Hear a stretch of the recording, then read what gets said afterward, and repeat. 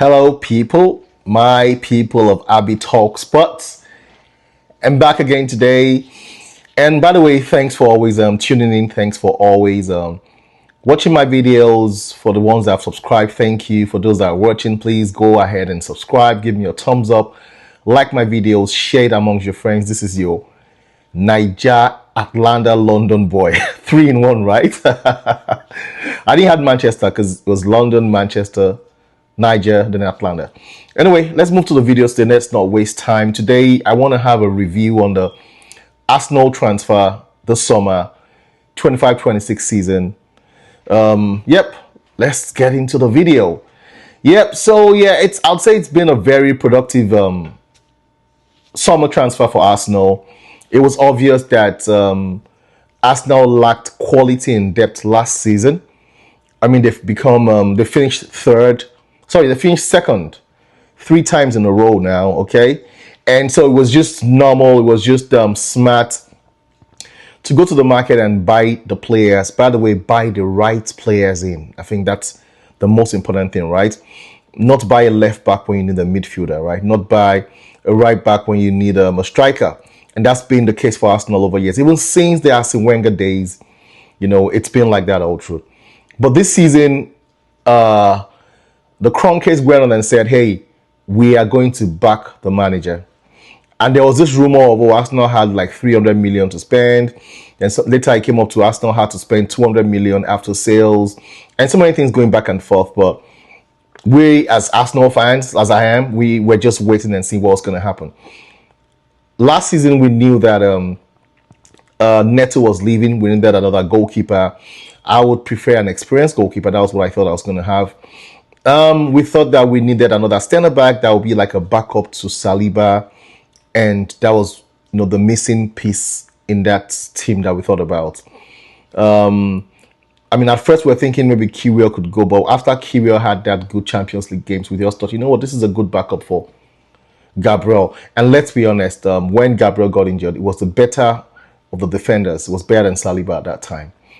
Now, in midfield, we didn't think Thomas Partey was going to go, but we knew Jorginho was going to go. We know Jorginho would have left since January. So we thought, okay, we need a backup for Partey, kind of. That's 3.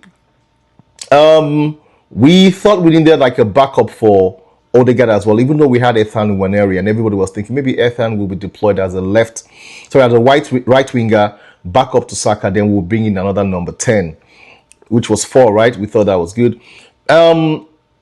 And let's say we needed a striker as well. Gabriel Jesus is injured, and we thought, okay, Havertz needs a backup or even a better striker. So I think at that point we're thinking 5 players was good enough, right? And worst case scenario, if we can upgrade the left wing, maybe keep either Trossard or Martinelli, keep either of them. Preferably, we're thinking we're going to sell Trossard. Age, he had 1 year left on his contract, bringing a backup. But bringing an upgrade to that place and make Martinelli a backup. And later we're thinking, as fans, when I say we, I mean as fans, we're thinking, okay, Martinelli could be sold, we could get like 60 million from him, in our dreams, kind of. And that was what we thought, right? But we had a change of sporting director from Edu Gaspar to Bertha. But Bertha went on madness, man. We heard about what he did in Atletico Madrid, brought in big players, he has good connections with agents, and we were thinking, okay, let's see what Andre Bertha would do. It started slowly, right? We didn't know what was going to happen then. The Thomas Partey news broke that he was going to leave. We probably did not, we didn't renew his contract.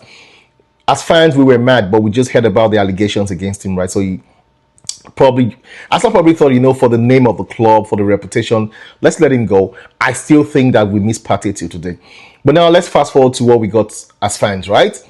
First thing, we got Kepa for 5 million, which I think was, replacing Neto is awesome. Neto was awful in that Champions League game, the only game he played for us. Kepa, was in Madrid. He played in Bournemouth, and I think he was good. For 5 million, that's a steal. So we had Kepa, then we had Zubimendi. It looked like the Zubimendi deal was already wrapped up in January, right? But Zubimendi was arguably the best DM available in the market for 55.8 million. That was good from Sociedad. I think that's awesome. I think the main issue with Kepa was because we were buying him from Chelsea, and we are often known to be buying Chelsea rejects, right? And that was what the problem was. So we had Zubimendi, which Liverpool almost bought. Real Madrid almost hijacked the deal, but he came to Arsenal. Then Christian Norgard, right? That was the surprise. Like we're thinking, okay, Partey is going to leave. We need two players, but the rumor has it that Beta had said, hey, we need an experienced DM, Premier League proven, that could just come. I mean, Norgard is far from Partey. I'm sorry.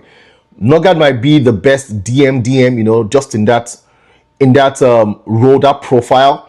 But when you look at the overall player, it's got to be Thomas Partey, passing, moving the ball. You know him, is press resistant and everything, right? But Norgard came in for 10 million from Brentford, and I think that's a very shrewd signing.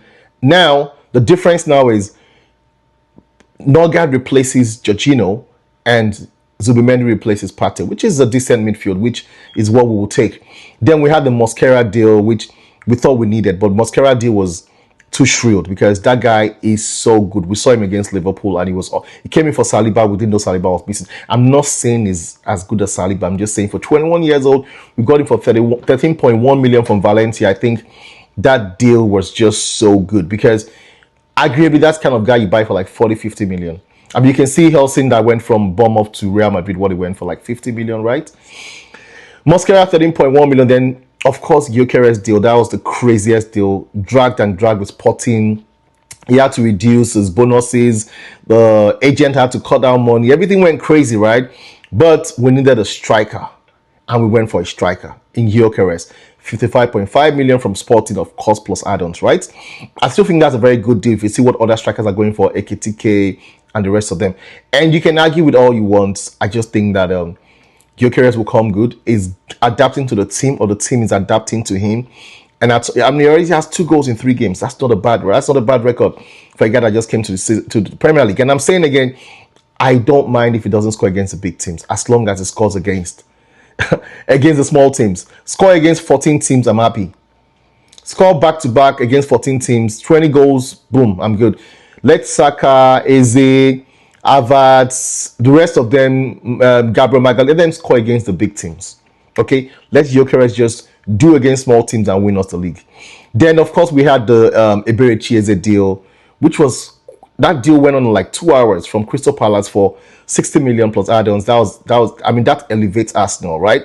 Then we had the Nkapie deal, loan deal. We thought the transfer was finished. We thought, 7 players, all some never had it in Arsenal, over 200 million spent.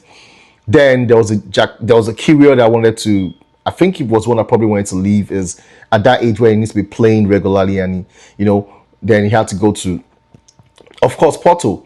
And in Nkapie, last day we got the deal. So I think this really elevates Arsenal Football Club. It elevates that team because having Kepa, Zubimendi, Norgard, Madueke. I didn't mention Madueke. Madueke 48.5 from Chelsea. That was a controversial one, right? Everybody was thinking it was too much. Is it worth it? I think it's worth it. If you watch him against Liverpool, it was worth it. The only issue we had against that Liverpool was the creativity. Well, Madueke was probably the best attacker on the day. So, yep. So we had that deal, and I think in total we spent them £247.9 million. Let me quickly run through the outgoing, which is quick. A lot of them, though. Kieran Tierney, free to Celtic, a good servant of the club. Jorginho, free to Flamengo, good servant of the club too. Nuno Tavares, it's been on loan everywhere, right? But finally got his 4.2 million permanent deal to Lazio. I think that was like not the buyout clause. I think it was more of we had that clause in his contract, like if he plays X amount of games, it will we'll get that 4.2 from Lazio. Then we have Macrinos undisclosed to Cruzeiro. It never really worked out for him on that right wing. Thomas Partey free, like I said, we almost went to sign him back, but I think it didn't work out due to the issues he had, the allegations against him. Tomiyasu was a sad one. His injury wouldn't let him stay fit, and they had to leave him for free. Carline on loan to Werder Bremen. I thought they bought him for like 2 million, but he's on loan to Werder Bremen. Was on loan last season to a club in Spain, but now he's probably going to leave the club. He's at that age where he needs to play regularly, right? Ismail Kabia, loan to Shrewsbury. Sami Lokomba apparently got his deal to Hamburg, 2.5 million. Zinchenko, last day signing, loan to Nottingham Forest. That was a surprise. He had to go, right? Reece Nelson, loan to Brentford. Fabio Vieira, loan to Hamburg. And Jacob Kiwior, loan to Porto. So those are the outgoing and incomings for Arsenal in this summer transfer market, and I think he elevates Arsenal, like I said, and let's see how the season goes. Thanks for watching. Okay, guys, go ahead, subscribe, like, share my video, and support the community. All right, till the next video. Ciao. Bye.